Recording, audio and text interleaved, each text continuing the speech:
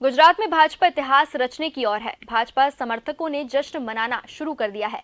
Counting के रुझानों के मुताबिक भाजपा 182 में से 158 सीटों पर आगे है।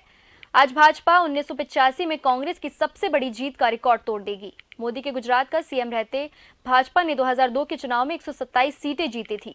आंकड़ों पर जाए तो 1985 के चुनाव में माधव सिंह सोलंकी की अगुवाई में कांग्रेस ने 149 सीटें जीती थी।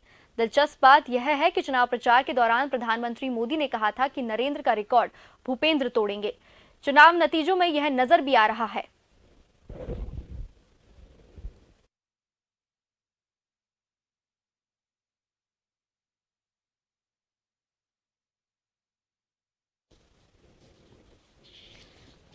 गुजरात में भाजपा इतिहास रचने की ओर है, जहां भाजपा समर्थकों ने अभी से जश्न मनाना शुरू कर दिया है।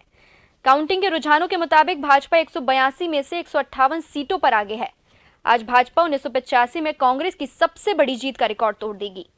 मोदी के गुजरात का सीएम रहते भाजपा ने 2002 के चुनाव में 127 सीटें जीती थी। आंकड़ों पर जाए तो 1985 के चुनाव में माधव सिंह सोलंकी की अगुवाई में कांग्रेस ने 149 सीटें जीती थी। दिलचस्प बात यह है कि चुनाव प्रचार के दौरान प्रधानमंत्री मोदी ने कहा था कि नरेंद्र का रिकॉर्ड भूपेंद्र तोड़ेंगे, और चुनाव नतीजों में भी यह नजर साफ आने लगा है।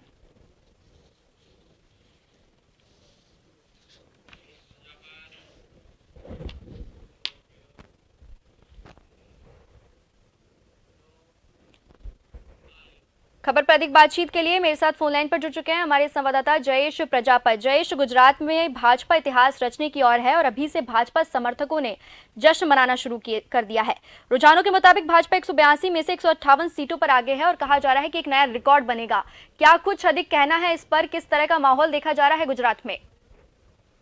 मैं आपको बता दूं, एग्जिट पोल से भी बढ़ के भाजपा की सीट आई। ये बात की जाए तो आम आदमी पार्टी की तो जिस तरह से वो लोगों के बीच जा रही थी, जिस तरह से वो जो बोल रहे थे, उसका कोई असर जो गुजरात में नहीं हुआ। गुजरात में आम आदमी पार्टी 5 सीट में आगे है, जिसमें से 2 सीटें वो जीती है। कांग्रेस की बुरी तरह से हार दिख रही है, क्योंकि कांग्रेस उस बार 77 सीट पे जीती थी। इस बार 17 से 18 सीटों पे आगे चल रही है, जिसमें 6 सीटों पे उन्होंने विजय हासिल कर लिया। यानी कहीं ना कहीं देखा जाए तो कांग्रेस की बहुत बड़ी हार है। अभी तक गुजरात की सबसे बड़ी रिकॉर्ड 149 है, जो कांग्रेस में महादेव सिंह सोलंकी ने 149 सीट जीती थी।